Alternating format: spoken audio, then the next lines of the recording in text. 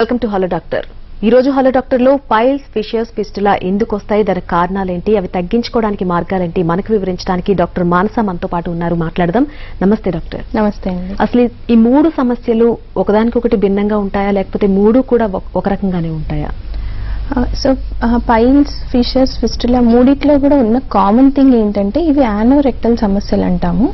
అంటే మలద్వారం దగ్గర వచ్చే సమస్యలు ఈ మూడు కూడా అదే రీజియన్లో రావడం వల్ల ఒకే రకమైన కంప్లైంట్స్, అంటే సాధారణంగా మోషన్కి వెళ్ళేటప్పుడు నొప్పి కానివ్వండి, మంటగా ఉండడము లేదా బ్లీడింగ్ అవ్వడము, ఈ సాధారణ సమస్యలు అనేవి మూడిట్లో కూడా ఉండొచ్చు.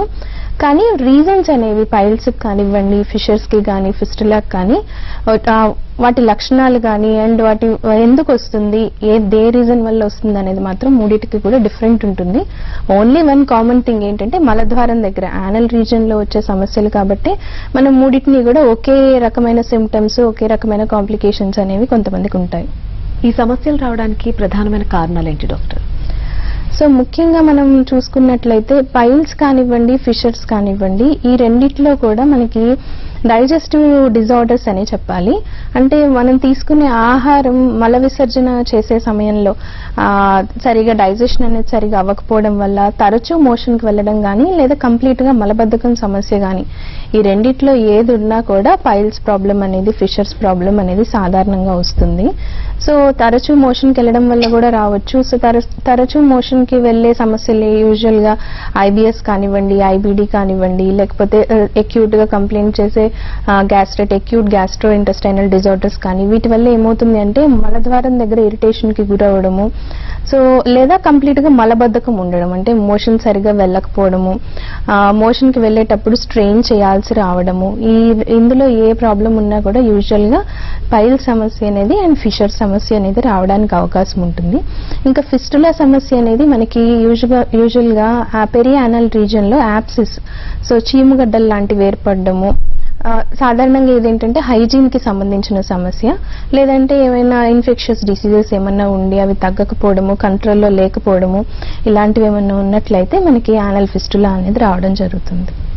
పైల్స్ అండ్ ఫిషర్స్ కి సంబంధించి లక్షణాల్లో తేడాలేంటి డాక్టర్? సో అసలు ఫస్ట్ పైల్స్లో ఏం జరుగుతుంది, ఫిషర్స్లో ఏం జరుగుతుంది, మనకి యానల్ రీజియన్లో ఏం జరుగుతుంది అనేది తెలుసుకుంటే దాన్ని బట్టి మనకి లక్షణాలు అనేవి కూడా ఈజీగా తెలుసుకోవచ్చు. సో పైల్స్ కానీ హెమరాయిడ్స్ అని కానీ అంటాము. సో యూజువల్గా హెమరాయిడ్స్ అన్న ప్రాబ్లమ్ తీసుకున్నట్లయితే మోషన్కి వెళ్ళే దగ్గర యానల్ రీజియన్లో నర్వ్ ఎండింగ్స్ అనేవి చాలా ఎక్కువగా ఉంటాయి and blood circulation, blood vessels కూడా రిచ్గా ఉండడం జరుగుతుంది. సో తరచూ మోషన్కి వెళ్ళడం కానీ లేదా మలం కంప్లీట్గా క్లియర్ అవ్వకపోవడం, ఎవాక్యుయేట్ అవ్వకపోవడం కానీ, ఇన్కంప్లీట్ డెఫికేషన్ అంటాము, లేదా కంప్లీట్ కాన్స్టిపేషన్ ఉండి మోషన్కి చాలా స్ట్రెయిన్ చేసి వెళ్ళడం, వీటి వల్ల ఏమవుతుంది అంటే యూజువల్గా మలద్వారం దగ్గర ఉండే రక్తనాళాలు అనేవి వాపుకి గురవడం జరుగుతుంది, ఎంగార్జ్మెంట్కి గురవడము, దానివల్ల వాటి నుంచి రక్తస్రావం జరగడము, ఇది కామన్గా పైల్స్లో జరుగుతుంది. సో ఫిషర్స్లో ఏం జరుగుతుందంటే యానల్ ఫిషర్లో యానల్ లైనింగ్ అనేది, మ్యూకస్ లైనింగ్ అనేది టియర్కి గురవుతుంది, అంటే ఒక చిన్న చీలిక అనేది ఏర్పడము, అది హీల్ అవ్వకపోవడము. దీనికి కూడా మనకి రీజన్ మోస్ట్లీ కాన్స్టిపేషన్ ఉంటుంది, లేదా మోషన్ చాలా హార్డ్గా వెళ్ళడము దీనివల్ల ఉండొచ్చు, లేదా మోషన్ ఎక్కువ సార్లు వెళ్ళడం అనేది కూడా యానల్ ఫిషర్కి దారి తీయొచ్చు. సో ఇక్కడ లక్షణాలు అనేవి మనం కంపేర్ చేసుకున్నట్లయితే హెమరాయిడ్స్లో ఏమవుతుంది అంటే సాధారణంగా నొప్పి కంటే కూడా బ్లీడింగ్ అనేది ఎక్కువగా ఉంటుంది. సో అదేవిధంగా యానల్ ఫిషర్స్లో చూసుకున్నట్లయితే బ్లీడింగ్ తక్కువగా ఉండొచ్చు, కానీ పెయిన్ అనేది ఎక్కువగా ఉంటుంది, అది కూడా బర్నింగ్ పెయిన్, అంటే మంటతో కూడిన నొప్పి రావడము, దురద, ఇట్లాంటివన్నీ ఎక్కువగా ఉంటాయి. సో కామన్గా పెయిన్లెస్ బ్లీడింగ్, అంటే నొప్పి లేకుండా కనుక రక్తస్రావం జరుగుతుంది అంటే ఇది మోస్ట్లీ హెమరాయిడ్స్ అని చెప్పుకోవాలి. ఎప్పుడైతే ఈ హెమరాయిడ్స్ అనేవి టార్షన్కి గురవ్వడము, క్లాత్స్ ఏమన్నా ఉండడం, అల్సరేషన్స్ ఏమన్నా ఉన్నట్లయితేనే సాధారణంగా అన్బేరబుల్ పెయిన్ అనేది ఉంటుంది. కానీ ఫిషర్స్లోనే మనకి ఎక్కువగా పెయిన్ అనేది రావడం జరుగుతుంది. సో బ్లీడింగ్ అనేది ఎక్కువగా ఉండి పెయిన్ లేకుండా ఉన్నట్లయితే తప్పనిసరిగా పైల్స్ ఏమో అనేది ఫస్ట్ ఎగ్జామినేషన్ చేయించుకోవాలి. ఈ ఫిషర్స్ అన్నవి ఏంటి అంటే ఎవరైనా కూడా వాళ్ళ లైఫ్ స్టైల్ చేంజెస్ వల్ల కానివ్వండి ఎప్పుడైనా కూడా ఫిషర్స్తో సఫర్ అవ్వచ్చు, కాకపోతే ఆటోమేటిక్గా నార్మల్ అయిపోతుంది మళ్ళీ సాధారణంగా. ఒకవేళ అది క్రానిక్గా ఉంది అంటే మాత్రం తప్పనిసరిగా మెడికేషన్ అవసరం అవుతుంది.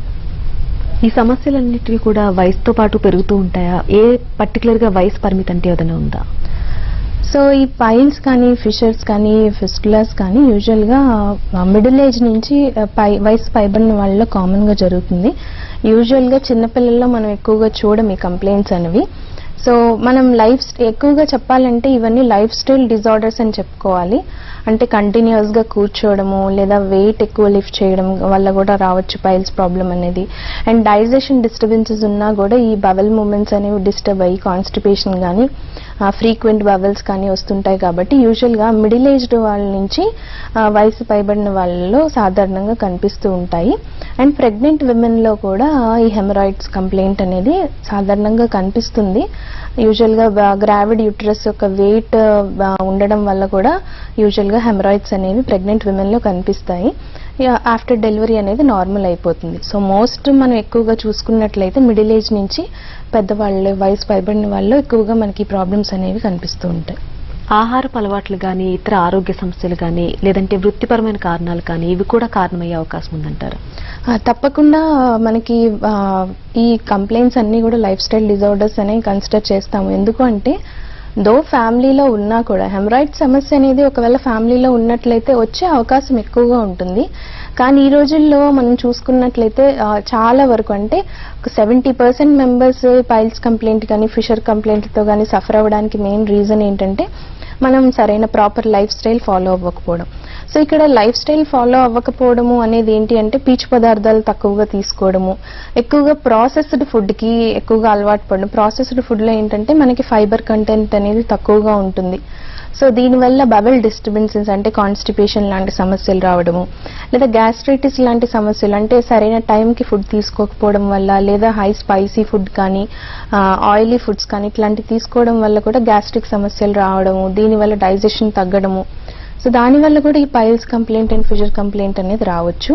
సో ఫ్యామిలీలో ఉన్నా లేకపోయినా కూడా ఈ రోజుల్లో ఎక్కువ మందికి ఈ ప్రాబ్లం రావడానికి గల కారణం అంటే మనం ఫాలో అయ్యే లైఫ్ స్టైల్ అనే చెప్పాలి. రెండవది ఇతర సమస్యలు లైక్ ఐబిఎస్ కానివ్వండి, ఐబిడి కానివ్వండి, ఇలాంటి కంప్లైంట్స్ ఏమన్నా ఉన్నప్పుడు కూడా ఈ కంప్లైంట్స్ హెమరాయిడ్స్ కానీ ఫిషర్స్ కానీ రావచ్చు. లేదు అంటే థైరాయిడ్ లాంటి సమస్యలు అన్కంట్రోలబుల్గా ఉండడము, అంటే అది రికగ్నైజ్ చేసుకోలేక కాన్స్టిపేషన్ లాంటి ప్రాబ్లమ్స్ అరైజ్ అవ్వడము. సో దీనివల్ల కూడా మనకి సాధారణంగా ఈ కంప్లైంట్స్ అనేవి రావడానికి జరుగుతుంది. అధిక ప్రోటీన్ పొందడానికి అసలు ఏ రకమైనటువంటి ఆహారపు అలవాట్లు చేసుకోవాల్సి ఉంటుంది? ఆహారపు అలవాట్లతో పాటు వ్యాయామం చేయాల్సిన అవసరం ఉందంటారా? వ్యాయామం అనేది తప్పనిసరిగా ఏ వయసు వాళ్ళకైనా వాళ్ళకున్న హెల్త్ ఇష్యూస్ని బేస్ చేసుకుని, అంటే ఇప్పుడు ఎల్డర్లీ పీపుల్లో యూజువల్గా ఆర్థరైటిస్ లాంటివి కంప్లైంట్స్ ఉంటాయి. సో వాళ్ళు దానికి తగ్గినట్లు mild to moderate physical activity అనేది ఎవరైనా కూడా మెయింటైన్ చేయాల్సి ఉంటుంది. దీనివల్ల ప్రాపర్ డైజెషన్ ఉండడము, దానివల్ల ఇలాంటి కాన్స్టిపేషన్ కానీ ఇలాంటి సమస్యలు అనేవి చాలా వరకు తగ్గుతాయి. సో ఇంకా ఆహారపు అలవాట్లు అంటే మనకి తీసుకునే ఫుడ్ ఎప్పుడూ కూడా బ్యాలెన్స్డ్గా ఉండేలా చూసుకోవాలి. సో ఈజీగా మనకి తేలిగ్గా ఎనర్జీని ఇచ్చే ప్రాసెస్డ్ ఫుడ్ లాంటివి ఏంటి అంటే దాంట్లో పీచు పదార్థం అనేది తక్కువగా ఉంటుంది. సో ఈ బవెల్ డిస్టర్బెన్సెస్ రావడము, కాన్స్టిపేషన్ లాంటి సమస్యలు రావడము, లేదా ఇర్రెగ్యులర్ టైమింగ్స్లో ఫుడ్ తీసుకోవడం వల్ల కూడా ఉంటుంది. సో ఒకవేళ ఈ పైల్స్ కంప్లైంట్ కానివ్వండి, ఈ ఫిషర్స్ కంప్లైంట్ కానీ, లేదా కాన్స్టిపేషన్ సమస్యతో ఎర్లీగా సఫర్ అవుతున్నా కూడా ముందు తీసుకోవాల్సిన జాగ్రత్తలు ఏంటంటే ప్రాపర్ డైట్, అంటే ఫైబర్ ఫుడ్ ఎక్కువగా పీచు పదార్థం ఎక్కువగా ఉండేలా చూసుకోవాలి. అంటే ఫ్రూట్స్ అండ్ వెజిటేబుల్స్ అనేవి హెల్దీగా ఉండేలా తీసుకోవాలి. సో జ్యూసెస్ కంటే కూడా రా ఫ్రూట్స్ అనేవి తీసుకోవడం వల్ల కూడా మనకి ఫైబర్ అనేది అడిక్వేట్గా వస్తుంది. అదేవిధంగా ప్రాపర్ డిహైడ్రేట్ అవ్వకుండా చూసుకోవడము, ఎవరి శరీర తత్వానికి తగినట్టు వాళ్ళు వాటర్ కంటెంట్ అనేది లిక్విడ్స్ ఏవైనా కూడా వాటర్ అలాంటివి తీసుకోవడం వల్ల కూడా డైజెషన్ ప్రాబ్లమ్స్ అనేవి చాలా వరకు అవాయిడ్ చేసుకోవచ్చు. అండ్ ఇప్పుడు చాలా మందికి ఉన్న మరొక ప్రాబ్లం ఇమ్యూనిటీ ప్రాబ్లం. అసలు ఇమ్యూనిటీ పెరగాలంటే ఏం చేయాలి డాక్టర్? సో సాధారణంగా ఇమ్యూనిటీ పెరగాలి అంటే మనం తీసుకునే డైట్, మనం ఫాలో అయ్యే లైఫ్ స్టైల్ మీద కూడా డిపెండ్ అయి ఉంటుంది. సో ఇర్రెగ్యులర్గా డైట్స్ ఫాలో అవ్వడము, వెయిట్ తగ్గే ప్రయత్నాలు, అంటే ప్రాపర్ పర్సనల్ ఇది లేకుండా, అంటే ఎవరి సజెషన్ లేకుండా ఇష్టం వచ్చినట్లు వెయిట్ తగ్గడం కానివ్వండి, ఇట్లాంటివి ఏమైనా చేసినప్పుడు కూడా న్యూట్రిషన్ తగ్గి శరీరానికి అవసరమైన న్యూట్రిషన్ లేకపోవడం వల్ల కూడా యూజువల్గా ఇమ్యూనిటీ తగ్గుతుంది. రెండవది ఇతర సమస్యలు ఏమన్నా ఉండి లైక్ ఆటోఇమ్యూన్ డిజార్డర్స్ ఏమన్నా ఉన్న వాళ్ళకి యూజువల్గా ఇమ్యూనిటీ అనేది తక్కువగా ఉంటుంది. ఇక్కడ ఇమ్యూనిటీ తక్కువగా ఉండడం అంటే ఏంటి అంటే తరచూ వాళ్ళకి ఏదో ఒక రీజన్ వల్ల సిక్ అవ్వడం కానివ్వండి, లేదా మిగిలిన వాళ్ళకి సూట్ అయిన ఎన్విరాన్మెంట్ అంటే మోస్ట్ ఆఫ్ ద పీపుల్ కి సూట్ అయిన ఎన్విరాన్మెంట్ ప్రీవియస్ గా వీళ్ళకి సూట్ అయిన ఎన్విరాన్మెంట్ ఇప్పుడు పడకపోవడము, లేదా తరచూ జలుబులు రావడము, లేదా ఫీవర్స్ ఉండడము, లేక ఇంకేమైనా డిస్టర్బెన్సెస్ అనేవి రావడం, దీని ఇండికేషన్. అండ్ ఫ్రీక్వెంట్ గా సిక్ అవ్వడము, చేసుకోవాల్సిన వర్క్ సరిగా చేసుకోలేకపోవడము, ఇవన్నీ కూడా మనకి ఇమ్యూనిటీ తగ్గింది అనేది మనం అసెస్ చేసుకోవచ్చు. సో మనకి హోమియోపతి మెడిసిన్స్ వల్ల కూడా ఇమ్యూనిటీని సహజంగా బూస్ట్ చేసుకునే అవకాశం ఉంటుంది. దాంతోపాటు మనం proper diet, exercise and sun exposure ఉండేలా చూసుకోవడం, ఇవన్నీ చేయడం వల్ల కూడా ఇమ్యూనిటీ అనేది న్యాచురల్ గా పెరుగుతుంది. And homeopathy medicines certain dose కొంతకాలం వాడడం వల్ల కూడా ఇమ్యూనిటీ ఇంప్రూవ్ అయ్యి, అంటే ఇమ్యూనిటీ ఇంప్రూవ్ అవడం అయితే అప్పటికే ఆల్టర్ అయిన ఇమ్యూనిటీని మన మెడిసిన్ అనేది హోమియోపతి మెడిసిన్ అనేది నార్మలైజ్ చేస్తుంది. కాబట్టి వీళ్ళకి తరచూ జ్వరాలు రావడం కానీ, తరచూ ఇన్ఫెక్షన్స్ రావడం కానీ, ఇలాంటివన్నిటినీ కూడా మెడిసిన్ ద్వారా కూడా కంప్లీట్ గా తగ్గించుకోవచ్చు. హోమియోపతిలో ఉన్నటువంటి మెడిసిన్ ఏ రకంగా ఉపయోగపడుతుంది డాక్టర్? అసలు ఏ విధంగా వాడాల్సి ఉంటుంది? సో ఇప్పుడు పైల్స్, ఫిషర్స్, ఫిస్టులా కంప్లైంట్స్ కి సాధారణంగా మెడిసిన్ ఎప్పుడు అవసరం అవుతుంది అనేది ఫస్ట్ చూసుకోవాలి. సో ఏదో ఒక డైట్ ఫాలో అయ్యాం, లైక్ డైట్ అనేది సరిగ్గా లేకపోవడం వల్ల ఆల్ ఆఫ్ ఏ సడన్ మోషన్కి వెళ్ళినప్పుడు పెయిన్ వస్తుంది, బ్లీడింగ్ ఏమీ లేదు, అది 1-2 days నుంచి అట్లా ఉంది అంటే కొంత డైట్లో రెక్టిఫై చేసుకుని, అంటే వాటర్ కంటెంట్ ఉండేలా చూసుకోవడము, ఫిజికల్ యాక్టివిటీ మెయింటైన్ చేసుకోవడం, వీటి వల్ల సాధారణంగానే మళ్ళీ నార్మల్సీకి రిగైన్ అయిపోతుంది. అలా కాకుండా ఈ ప్రాబ్లం అనేది తరచూ రావడము, దీనివల్ల మనం చేసుకునే డే టు డే యాక్టివిటీస్ అనేవి చేసుకోలేకపోవడము, అండ్ మోషన్కి వెళ్ళాలంటేనే పైల్స్ కంప్లైంట్ కానివ్వండి, ఫిషర్స్ ప్రాబ్లమ్తో సఫర్ అయ్యే వాళ్ళకి, ఫిస్టులాతో సఫర్ అయ్యే వాళ్ళకి కూర్చోవడానికి ఇబ్బందిగా ఉండడము, అండ్ మోషన్కి వెళ్ళాలంటేనే ఒక రకమైన ఫియర్ ఉండడము, అండ్ ఎక్స్ట్రీమ్ బ్లడ్ లాస్ అనేది ఉండి ఎనిమిక్తో సఫర్ అవ్వడం, ఈ ప్రాబ్లమ్స్ రాకుండా ఉండాలన్నా కూడా మనకి మెడికేషన్ అనేది తప్పనిసరిగా అవసరం అవుతుంది. సో ఏదో 1-2 days నుంచి కంప్లైంట్ ఉంది అంటే యూజువల్ గా ఫిషర్స్ అనేది ఆటోమేటిక్ గా రిగైన్ అయిపోతుంది. కానీ పైల్స్ కంప్లైంట్కి వచ్చేటప్పటికి ఏమవుతుందంటే మనకి గ్రేడ్స్ ఉంటాయి పైల్స్ లో. సో ఇనీషియల్ గా 1-2 grades లో ఏమవుతుంది అంటే సాధారణంగా అది ఎవరికి సఫర్ అయ్యే వాళ్ళకి, ఆల్రెడీ పైల్స్ ఉన్న వాళ్ళు కూడా అనలైజ్ చేసుకోలేరు, ఎందుకంటే బ్లీడింగ్ ఉండకపోవచ్చు, అది కూడా వెరీ అకేషనల్లీ ఎప్పుడైనా ఒకసారి మోషన్ ద్వారా బ్లడ్ అనేది వెళ్ళడం జరుగుతుంది. కానీ అది మనకి గ్రేడ్ 3, గ్రేడ్ 4కి వెళ్ళినప్పుడే చాలా మందికి అది మనకి పైల్స్ ఉంది అనేది తెలుసుకోవడము, బయటికి బ్లడ్ వెజల్స్ అనేవి స్వెల్లింగ్, ప్రొట్రూడ్ అవ్వడము, చేత్తో తోసినప్పుడు లోపలికి వెళ్ళడము, గ్రేడ్ 4లో ఏంటంటే ఈవెన్ పుష్ చేసినప్పుడు కూడా లోపలికి వెళ్లకుండా కంటిన్యూస్ గా అట్లా బయట ఉండడం. సో ఇది మనకి సివియారిటీని ఇండికేట్ చేస్తుంది. సో మనకి ఇనీషియల్ గా మెడికేషన్ అనేది ఎలా వర్క్ చేస్తుందంటే ఏవైతే ఎంగార్జ్ అయిన బ్లడ్ వెజల్స్ ఉన్నాయో అవి మన హోమియోపతి మెడిసిన్స్ ద్వారా వితౌట్ సర్జరీనే దాన్ని కంప్లీట్ గా క్లియర్ చేసుకోవచ్చు. ఫస్ట్ బ్లడ్ లాస్ అనేది ఆగాలి. సో ఈ బ్లీడింగ్ అవ్వడం వల్ల ఏంటంటే ఎనీమిక్ అవ్వడము, ఎనీమియా వల్ల వచ్చే కాంప్లికేషన్స్ అన్ని యాడ్ ఆన్ అవుతూ ఉంటాయి. సో ఫస్ట్ ఈ బ్లీడింగ్ ఆగడము, ఈ ఏవైతే పైల్స్ ప్రొట్రూడ్ అయినాయి ఉన్నాయో, ఎక్స్టర్నల్ ఏవైతే ఉన్నాయో అవి క్లియర్ చేసుకోవడం జరుగుతుంది. సో ఫిషర్స్ ప్రాబ్లం అయినా కూడా అంతే, అకేషనల్లీ ఎప్పుడైనా ప్రాబ్లం ఉంది అంటే దానికి ఆటోమేటిక్గా ఫుడ్తో నార్మలైజ్ చేసుకోవచ్చు. అలా కాకుండా వెరీ ఫ్రీక్వెంట్గా రావడము, అవర్స్ టుగెదర్ మోషన్కి వెళ్ళిన తర్వాత కూడా అవర్స్ టుగెదర్ పెయిన్ అనేది ఉండడం ఉందంటే మాత్రం తప్పనిసరిగా మెడిసిన్ వాడాల్సి ఉంటుంది. ఒక కాల్ ఉన్న డాక్టర్ మాట్లాడదాం. వెంకటేశ్వరరావు గారు విజయవాడ నుంచి కాల్ చేస్తున్నారు. నమస్తే వెంకటేశ్వరరావు గారు, డాక్టర్తో మాట్లాడొచ్చు మీరు. నమస్కారం అమ్మా. నమస్తే, చెప్పండి సార్. నాకు మోషన్ అయిన వాష్రూమ్కి వెళ్ళినప్పుడమ్మా జస్ట్ అట్లా మన 3 వేళ్లు ఎలా టచ్ అవుతాయి అలా టచ్ అవుతున్నాయమ్మా. టచ్ అవుతున్నా పెయిన్ గా ఉంటుంది. మళ్ళీ వాష్రూమ్ నుంచి బయటికి వచ్చి చేయగానే మళ్ళీ లోపలికి వెళ్ళిపోతున్నాయమ్మా. నొప్పి మాత్రం ఉంటుందమ్మా. బ్లడ్ కూడా వస్తుందండి? ఏం బ్లడ్ అసలు ఏం పడట్లేదమ్మా. ఓన్లీ వాపుగా ఇలా వాష్రూమ్ వెళ్ళినప్పుడు వాష్ చేసుకున్నప్పుడు తగులుతాయమ్మా చేతికి. తర్వాత వాష్రూమ్ వచ్చేగానే మామూలుగా లోపలికి వెళ్ళిపోతున్నాయమ్మా. పెయిన్ మాత్రం ఉంటుందమ్మా. Okay sir. యూజువల్ గా సార్ ఇలాగా ప్రొట్రూడ్ అయ్యి అంటే బయటకు వచ్చి మళ్ళీ లోపలికి వెళ్ళిపోతున్నాయి అంటే పైల్ మాస్ అనేది మనకి హెమరాయిడ్స్ స్టేజ్ 3, గ్రేడ్ 3 అని చెప్పుకోవచ్చు. సో బ్లీడింగ్ అవ్వని పైల్స్ కూడా ఉంటాయి, అదే నాన్ బ్లీడింగ్ హెమరాయిడ్స్ అంటాము. సో కానీ కన్ఫర్మేషన్ కోసం అయితే ఎగ్జామినేషన్ చేయాల్సి ఉంటుందండి. కొన్ని రకాల ఎగ్జామినేషన్స్ మనం అబ్జర్వ్ చేయడం వల్ల, కొన్ని రకాల టెస్టులు చేయడం ద్వారా మనకి అది పైల్ మాసా లేకపోతే ఒక్కొక్కసారి ఏమవుతుందంటే ప్రొలాప్స్ కూడా అయి ఉండొచ్చు, లేదా పాలిప్స్ అంటాము. ఈ రెక్టల్ పాలిప్స్ అనేవి కూడా యూజువల్ గా కొద్ది మందిలో ఉంటాయి. సో ఫస్ట్ అది ఎలాంటి సమస్య అని తెలుసుకుంటే దానికి మంచి మెడిసిన్స్ ఉందండి. సో మీరు ఒకసారి నెగ్లెక్ట్ చేయకుండా దగ్గరలో ఉన్న హోమియో డాక్టర్ని కానీ మన హోమియోకేర్ ఇంటర్నేషనల్ బ్రాంచ్ లో కానీ ఒకసారి కన్సల్ట్ అవ్వండి. ఇంకా ఎందుకంటే క్లియర్ గా మనకి వివరాలు తెలుసుకోవాల్సి ఉంటుంది, దాన్ని బట్టి మంచి మెడికేషన్స్ ఉంటాయి. అలాగే డాక్టర్, చాలా మంది ఎక్కువగా కూర్చునే జాబ్స్ లో ఉంటూ ఉంటారు, అలాంటి వాళ్ళకి ఈ ప్రాబ్లమ్స్ ఎక్కువగా వచ్చే అవకాశం ఉందంటారా? సెడెంటరీ అంటే కూర్చుని చేసే జాబ్స్ అనే కంటే కూడా సెడెంటరీ లైఫ్ స్టైల్ అంటే ఫిజికల్ యాక్టివిటీ తక్కువగా ఉండి ఎక్కువ కంటిన్యూస్ గా కూర్చుని అంటే ఫిజికల్ యాక్టివిటీ లేకుండా చేసే జాబ్స్ సెడెంటరీ జాబ్స్ అంటాం, సెడెంటరీ లైఫ్ స్టైల్ అంటాము. వాళ్ళకి యూజువల్ గా ఇలాంటి ప్రాబ్లమ్స్ వచ్చే అవకాశాలు ఎక్కువగానే ఉంటాయి. దానివల్ల ఎందుకు అంటే డైజెషన్ డిస్టర్బెన్సెస్ ఉండడము, కాన్స్టిపేషన్ ప్రాబ్లంతో సఫర్ అవ్వడం కానీ ఇట్లాంటివన్నీ కూడా యూజువల్ గా వాళ్ళకి అరైజ్ అవుతాయి. కాబట్టి సో ఈ పైల్స్ ఫిషర్ ప్రాబ్లమ్స్ అనేవి వాళ్ళకి ఎక్కువగా కనిపిస్తాయి.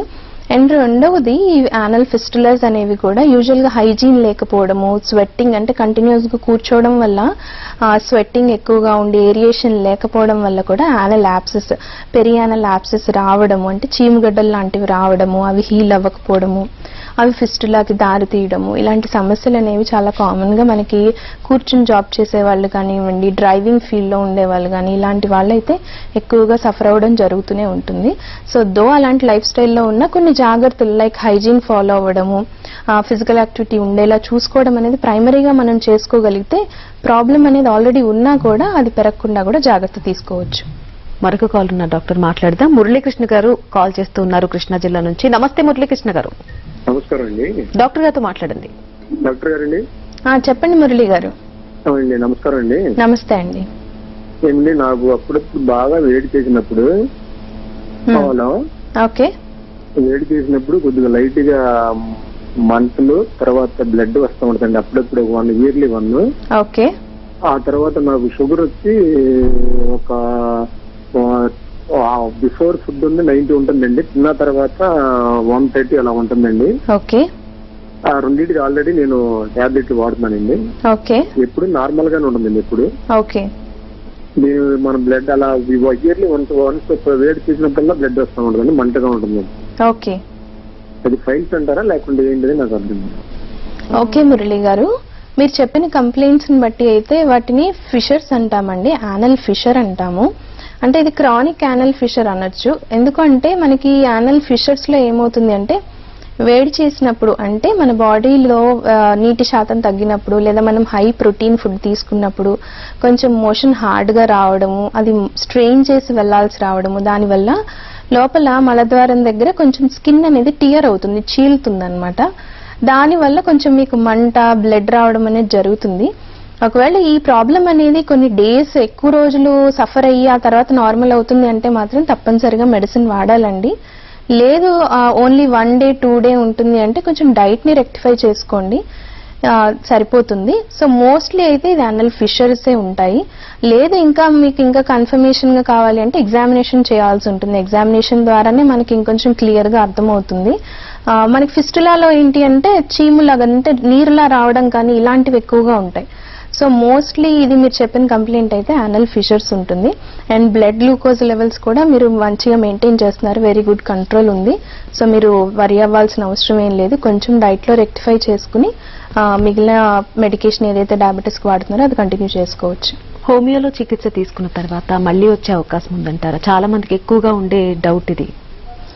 సో హోమియోలో ట్రీట్మెంట్ తీసుకున్న తర్వాత మళ్ళీ ప్రాబ్లం రిపీట్ అవుతుందా అనేది, ఏ ప్రాబ్లంతో సఫర్ అయ్యారు, ఎన్నాళ్ళు ట్రీట్మెంట్ తీసుకున్నారు, అండ్ ఎలాంటి ప్రాబ్లం అనే దాని మీద డిపెండ్ అయి ఉంటుంది.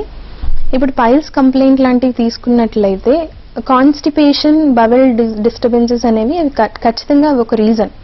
సో నేను ట్రీట్మెంట్ తీసుకుంటున్నాను, డైట్ ఫాలో అవ్వాల్సిన అవసరం లేదు, ఫిజికల్ యాక్టివిటీ పాటించాల్సిన అవసరం లేదు, ఎట్లంటే అట్లా ఉండొచ్చు అనుకుంటే మళ్ళీ తప్పనిసరిగా ప్రాబ్లమ్స్ అనేవి రిపీట్ అవుతాయి.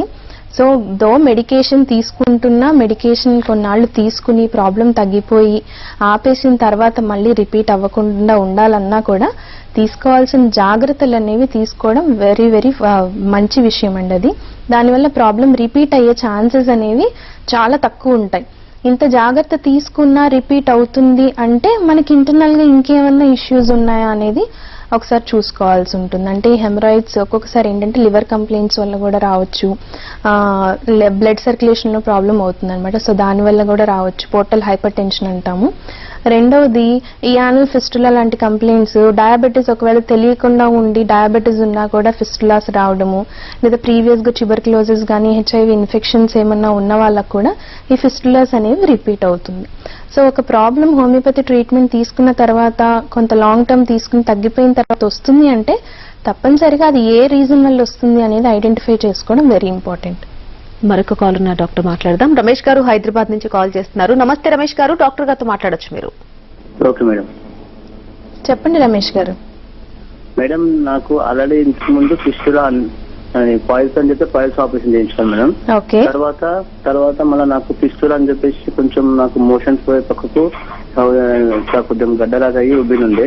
ఉబ్బిన తర్వాత దానికి ఏమంటే ఆపరేషన్ చేస్తారు. ఇప్పుడు ఆడ హోల్ ఉన్నది, ఆ హోల్ నుంచి ఒక 3-6 months కు ఒక 1 year కు ఒకసారి కొంచెం చీము గారి కారుతుంది. దాన్ని డాక్టర్ వెళ్తే ఫిస్టులా అని చెప్పారు. కాబట్టి దాన్ని ఇప్పుడు దానికి తగ్గుతుంది మేడం, ఎట్లా అంటారు మేడం?